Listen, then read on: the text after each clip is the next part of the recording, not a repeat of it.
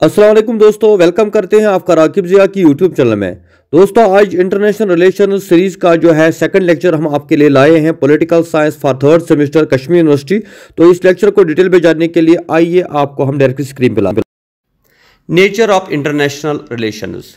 The 17th century marked the beginning of international relations. 17th century में जो है international relations की शुरुआत होती है और इसके पीछे जो रीज़न होता है that was establishing relations with one another. और इंडस्ट्रियल रेवोल्यूशन की अगर हम बात करें या improvement in the means of transport and communication. So improvement of transport and communication जो हुआ, इससे जो है इंटरनेशनल रिलेशंस की शुरुआत हुई। और साथ ही जो है पहले हमने देखा जो इंटरनेशनल रिलेशंस थी, इसमें ये डिस्क्रिप्टिव एनालिसिस होती थी, इसमें लाइक ये स्टडी होती थी, हिस्ट्री पे ज़्यादा हम फोकस करते थे पर, और इसलिए इसको जो है डिफरेंट थ्योरीज आई जिन्होंने हमें इंटरनेशनल रिलेशंस को समझा दिया। इसमें जर्मी बेंथम का अगर हम देखेंगे तो Jeremy Bentham was the first person who used the international for the first time, and international relations mean official relations among the sovereign states. तो जर्मी बेंथम को ये क्रेडिट जाता है कि उसने पहली बार जो है इंटरनेशनल रिलेशंस का जो है कंसेप्ट यूज़ किया था। उसके बाद अगर हम बात करेंगे तो मॉर्गेंथो जो है, मॉर्गेंथो की बड़ी फेमस डेफिनेशन आपने सुनी होगी, international politics like all the other politics is struggle for power, whatever may be the ultimate aim, it is immediate aim is always power. So politics, international politics is struggle for power among nations and has been main variables. तो international politics जो है ये भी एक politics ही होती है, मगर इसमें क्या होता है, ये पॉलिटिक्स होती है अमंग द नेशंस और स्ट्रगल अमंग द नेशंस। तो इस चीज़ को समझने के लिए आपको ये कुछ नीचे हम कुछ हेडिंग्स हैं, इन हेडिंग्स के जरिए से आप इसको समझ पाओगे। So the first heading is nations are the primary actors. Nations means the sovereign countries और इंडिपेंडेंट कंट्रीज। जो नेशंस है, जो इंडिपेंडेंट कंट्रीज है, जो सॉवरियन कंट्रीज है, वो इंटरनेशनल पॉलिटिक्स में मेन एक्टर का रोल प्ले करते हैं। जिस तरह एक फिल्म के अंदर एक फिल्म स्टार एक एक्टर काम करता है, इसी तरह इंटरनेशनल पॉलिटिक्स में भी नेशंस का रोल इज एक्टर की तरह है, क्योंकि politics is a process of interactions among groups. Politics की हम अगर डेफिनेशन देखेंगे वो ये है कि पॉलिटिक्स जो होती है ये इंटरेक्शन होती है among different groups, different cultural, social, religious, political groups. लेकिन इस तरह अगर इंटरनेशनल पॉलिटिक्स की हम बात करें so it's the process of interaction among Nations. लेकिन इंटरनेशनल पॉलिटिक्स जो है इसमें नेशंस जो है उनके बीच में इंटरेक्शन होता है। So nations are in international politics what groups are in politics. इसलिए हम कहेंगे कि नेशंस का वही रोल इंटरनेशनल पॉलिटिक्स में है जो ग्रुप्स का पॉलिटिक्स में है। यानी मैं आपको ऐसे समझाऊंगा, फॉर एग्जांपल हम इंडिया की पॉलिटिक्स की बात करेंगे तो इंडिया की पॉलिटिक्स में डिफरेंट ग्रुप्स काम करते हैं। कुछ कास्ट ग्रुप्स है, कुछ रिलीजियस ग्रुप्स है, कुछ लिंग्विस्टिक ग्रुप्स है, कुछ ट्राइबल ग्रुप्स है, जिनकी अपनी अपनी पार्टियां हैं और जो फाइट करते हैं, इलेक्शन लड़ते हैं, गवर्नमेंट बनाते हैं। लेकिन अगर हम इंटरनेशनल पॉलिटिक्स की बात करें तो इंटरनेशनल पॉलिटिक्स में ग्रुप्स नहीं बल्कि इंटरनेशनल पॉलिटिक्स में नेशंस जो है रोल प्ले करते हैं। यानी it is the struggle among the nations. Politics जो है it is the struggle among different groups, लेकिन इंटरनेशनल पॉलिटिक्स जो है it's the struggle among different nations. So nations का एक इंपॉर्टेंट रोल है, they play as a role of as an actor.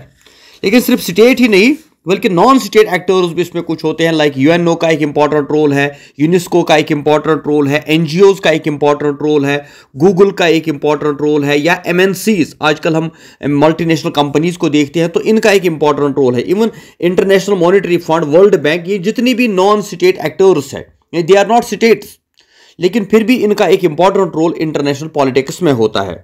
तो इसलिए जैसे मैं आपको एग्जांपल बताऊं, अमेरिका जब चाहेगा किसी कंट्री को हेल्प करना तो वर्ल्ड बैंक के थ्रू करता है, इंटरनेशनल मॉनेटरी फंड के थ्रू करता है, क्योंकि इंटरनेशनल मॉनेटरी फंड हो या वर्ल्ड बैंक हो वो तो डायरेक्टली अमेरिका के कंट्रोल में होता है, इसलिए यहां पर इनका भी एक इंपॉर्टेंट रोल बनता है।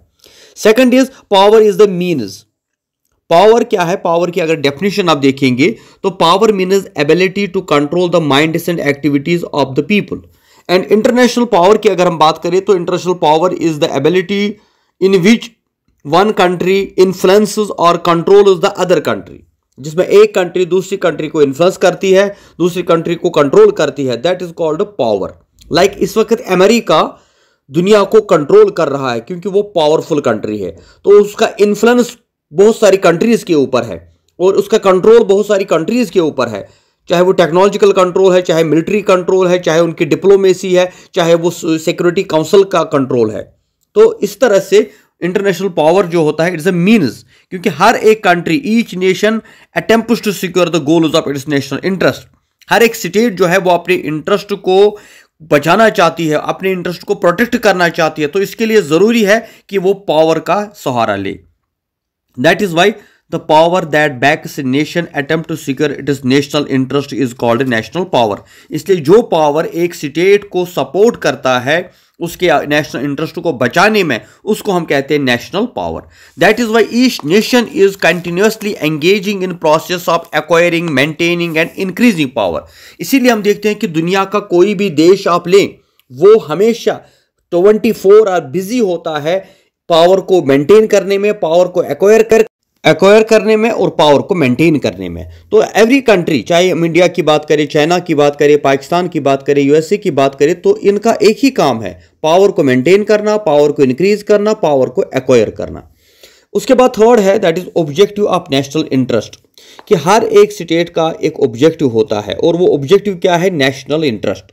जिस तरह हर एक इंसान का एक ऑब्जेक्टिव होता है कुछ करने का, कुछ बनने का, इसी तरह अगर हम इंटरनेशनल पॉलिटिक्स में नेशंस की बात करें तो नेशन का भी एक इंटरेस्ट होता है, और इस इंटरेस्ट को हम बोलते हैं नेशनल इंटरेस्ट। यानी national interest is the objective that a nation attempt to secure through interactions with other nations. यानी क्यों इंटरनेशनल रिलेशंस का बनाई जाती है, क्यों एक कंट्री दूसरी कंट्री के साथ रिलेशन को बनाती है, मजबूत करती है, स्ट्रॉन्ग करती है, क्योंकि उनका अपना एक नेशनल इंटरेस्ट होता है। जैसे आजकल के जमाने में हम ट्रेड की बात करते हैं, बिजनेस की बात करते हैं, टेक्नोलॉजी को ट्रांसफर करने की बात है, तो इसलिए हमें इंटरेक्शन की जरूरत पड़ती है। और international politics is a process by which each nation tries to safeguard and secure its interest. और इसीलिए हम इंटरनेशनल पॉलिटिक्स जो है एक ऐसा फील्ड है, एक ऐसी गेम है जिसमें हर एक स्टेट अपने नेशनल इंटरेस्ट को प्रोटेक्ट करती है, अपने नेशनल इंटरेस्ट को पूरा करती है। और यहां पर हम आपको बताएं कि जैसे हम देखते हैं 1947 में जब इंडिया को इंडिपेंडेंस मिली थी, तो इंडिया ने अपनाई थी policy non alignment movement, NAM, कि हम किसी भी कोल्ड वार ग्रुप को सपोर्ट नहीं करेंगे। लेकिन आज वही इंडिया चाइना के साथ भी मिला हुआ है और अमेरिका के साथ भी मिला हुआ है। क्यों? क्योंकि इनका अपना एक नेशनल इंटरेस्ट है। तब इनका इंटरेस्ट ये था कि नैम की वजह से इनकी स्टेट को फायदा मिलेगा, और आज इनका इंटरेस्ट ये है कि अमेरिका के को दोस्त बनाना या चाइना को दोस्त बनाना या यूएसए को दोस्त बनाने से इनका नेशनल इंटरेस्ट जो है वो पूरा होगा। यानी एक स्टेट अपने नेशनल इंटरेस्ट को पूरा करने के लिए कोई भी जरिया इस्तेमाल करती है। Then we have fourth one is that is conflict is the condition of international politics. International politics के लिए एक कंडीशन है, और वो कंडीशन है कॉन्फ्लिक्ट। यानी कॉन्फ्लिक्ट विल बी देयर, कि आप कहोगे कि इंटरनेशनल पॉलिटिक्स में कॉन्फ्लिक्ट क्यों होते हैं? अरे भाई, कॉन्फ्लिक्ट जरूरी है, क्योंकि जब हम दुनिया की इतनी कंट्रीज को देखते हैं, क्योंकि दुनिया में एक या दो कंट्रियां नहीं है, 200 से ज्यादा देश हमारे पास है, और इनमें से बहुत सारे लोग ऐसे हैं कि कोई जो वॉर की बात करते हैं, और बहुत सारे लोग ऐसे हैं जो पीस की बात करते हैं। तो इसलिए देयर विल बी कॉन्फ्लिक्ट।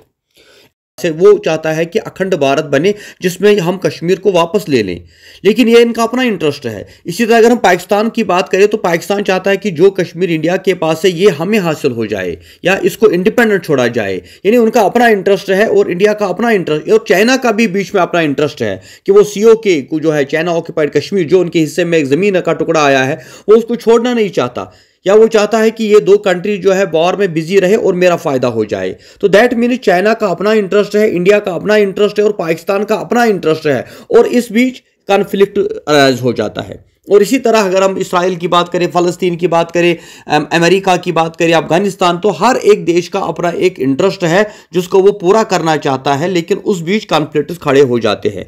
लेकिन ऐसा भी नहीं है कि हमेशा कॉन्फ्लिक्ट्स होते हैं, बल्कि इन कॉन्फ्लिक्ट्स को रिजॉल्व भी किया जाता है। इसीलिए कोऑपरेशन होता है, इंटरनेशनल लेवल पे कॉन्फ्रेंस बुलाई जाती है, मीटिंग्स बुलाई जाती है, समिट्स बुलाई जाती है, और जिसमें इन कॉन्फ्लिक्ट्स को जो है कुछ हद तक रिमूव किया जाता है। Then we have fifth one, that is international politics as a system of continuous interaction among nation। यानी इंटरनेशनल पॉलिटिक्स एक ऐसा सिस्टम है जिसमें कंटिन्यूसली जो है इंटरेक्शन होती है among states। क्योंकि ऐसा नहीं है कि आज हम किसी से मिले और फिर 2 साल के बाद याद आया, बल्कि इसमें ये कंटिन्यूस प्रोसेस है। Because since the national interest of various Nations और bound to be in conflict with one another, conflict cannot be completely eliminated from international society।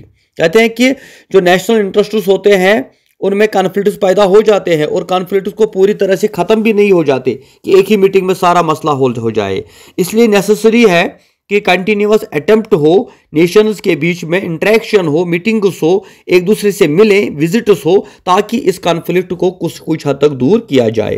क्योंकि नेशन ट्राई करती है to achieve this means by power and hence there are continuously engage in the process of interactions, कि हर कोई जो अपने power को बढ़ाना चाहता है और इस पावर को बढ़ाने के लिए ज़रूरी है इंटरेक्शन।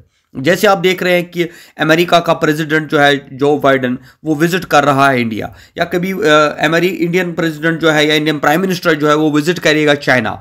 और हर दिन आप देखोगे कि हमारा प्राइम मिनिस्टर नरेंद्र मोदी कभी चाइना जाता है, कभी अमेरिका जाता है, कभी फ्रांस जाता है, कभी जापान जाता है। तो ये कंटिन्यूअस प्रोसेस है, क्योंकि इसमें क्या होता है कि अपना हमारा जो इंटरेस्ट है वो हमें पूरा हो जाए, और अगर उनके बीच में जहां हम जा रहे हैं उनके साथ हमारा कोई कॉन्फ्लिक्ट है तो वो कॉन्फ्लिक्ट भी जो है दूर हो जाए। Number 6 is power is both a means and an end in international politics, कि पावर जो है ये सिर्फ मीन्स नहीं है बल्कि ये एंड है। यानी ये जरूरी नहीं कि पावर हम इसलिए यूज करते हैं ताकि हमारा कोई नेशनल इंटरेस्ट होता है, कोई ऑब्जेक्टिव होता है जिसको हम हासिल करना चाहते हैं, बल्कि in international politics power is means as well as an end. Power means भी है, एंड भी है। दैट मीन्स कि nations always use power for securing the goals of their international interest. Each nation always work for maintaining and increasing its national power. कि सिर्फ ये जरिया ही नहीं है जिसके जरिए से हम अपने इंटरेस्ट को पूरा करें, बल्कि हर एक स्टेट जो है वो अपने पावर को बढ़ाना चाहती है। The more they get the more they want, यानी वो चाहते हैं कि हर कोई चाहता है कि दुनिया में वो नंबर 1 बने। पहले हम चाहते हैं कि हम अपने कंटेंट में नंबर 1 बने, उसके बाद हम चाहते हैं नहीं पूरे वर्ल्ड में नंबर 1 बन जाए। और ये कंटिन्यू प्रोसेस है, क्योंकि पावर हासिल करना हर एक स्टेट का आखिरी मकसद होता है। Last one is process of conflict resolution among Nations, यानी कॉन्फ्लिक्ट रेजोल्यूशन जो है कि अगर हमारे बीच कोई कॉन्फ्लिक्ट है तो हर कोई चाहता है इसको दूर हो जाए, क्योंकि अब वो जमाना नहीं रहा। आजकल का एज जो है it is a nuclear age, और हर कोई जो है इस वक्त न्यूक्लियर वेपन उसके पीछे लगा हुआ है। और अगर कभी कॉन्फ्लिक्ट्स की वजह से 2 कंट्रीज के बीच में कोई वॉर हो जाती है, जैसे इस वक्त रशिया और यूक्रेन के बीच में चल रही है, हम देख रहे हैं 2 साल से कितना नुकसान वहां पे हो रहा है, क्योंकि कॉन्फ्लिक्ट जब बढ़ जाता है तो वॉर हो जाता है। और ये वॉर अगर न्यूक्लियर वॉर होगा तो फिर हिरोशिमा नागासाकी, क्या इससे भी बड़ा कोई एपिसोड हो सकता है। इसलिए जरूरत है इंटरनेशनल पॉलिटिक्स में कि हम कॉन्फ्लिक्ट रेजोल्यूशन प्रोसेस को जो है प्रमोट करें। That is conflict is the condition of international politics. It is the most important element of international politics because in the absence of conflict national interest and power will have little function to perform. यानी अगर conflict ना हो तो फिर एक state जो है अपने पावर को इंक्रीज नहीं कर सकती। यानी कॉन्फ्लिक्ट जरूरी है, and conflict is very basis of international politics. इसकी बुनियाद ही कॉन्फ्लिक्ट पे है, क्योंकि अगर सबके बीच में दोस्ती होगी, कोई लड़ाई कोई कॉन्फ्लिक्ट होगा ही नहीं, तो कौन पावरफुल बनने की कोशिश करेगा। It is at the back of both the disputes and cooperation among nations. In this way, we can describe international politics also a process of conflict resolution at the internet. क्योंकि अगर लड़ाई जब होती है दुनिया में तो फिर लोग आ जाते हैं टेबल पे बात करने के लिए, और फिर समिट्स होती है, मीटिंग्स होती है, प्रेसिडेंट्स प्राइम मिनिस्टर्स का जो है विजिट्स होती है, कॉपरेशन बढ़ जाता है, और इसमें बाकी लोग भी इन्वॉल्व हो जाते हैं। अब देखिए यूएनओ का काम क्या रहेगा फिर, अगर दुनिया में कॉन्फ्लिक्ट ना हो तो यूएनओ का काम क्या है, अगर दुनिया में कॉन्फ्लिक्ट ना हो तो यूनेस्को का काम क्या है, ह्यूमन राइट्स ऑर्गेनाइजेशंस का काम क्या है। क्योंकि ये इसीलिए बनाई गई है क्योंकि आपको पता है और ये नेचुरल है कि देयर विल बी कॉन्फ्लिक्ट्स, और इन कॉन्फ्लिक्ट्स को दूर करना ही इंटरनेशनल पॉलिटिक्स होता है। So on the basis of about discussion we can conclude that international politics is struggle for power. It's a system of relation among nations. The basis of interaction among nations is the attempt made by the nations to safeguard। यानी ये जो 7 points हमने discuss किए, जिसमें number 1 point है Nations और the primary actors, power is the means, objective of national interest, conflict is a condition of international politics, international politics as a system of continuous interaction among nations, power is both a means and an end in international politics, process of conflict resolution among nations। तो इन सारे points को दिमाग में रखते हुए हम ये कह सकते हैं, इस कंक्लूजन पे हम आ जाते हैं कि जो इंटरनेशनल पॉलिटिक्स है ये स्ट्रगल फॉर पावर है। यानी दुनिया में जितने भी देश है जो इंटरनेशनल पॉलिटिक्स में as an actor role play करते हैं, उनका एक ही मकसद है पावर गेन करना। वो पावरफुल बनना चाहते हैं, चाहे वो टेक्नोलॉजिकल पावर हो, चाहे वो न्यूक्लियर पावर हो, चाहे वो एजुकेशनल पावर हो, चाहे वो ट्रेड हो, बिजनेस हो, इंटरनेट, गूगल हो, फेसबुक हो। ये सारी चीज़ें पावर के इर्द गिर्द ही घूमती है, और यही है हमारा इंटरनेशनल रिलेशंस का नेचर।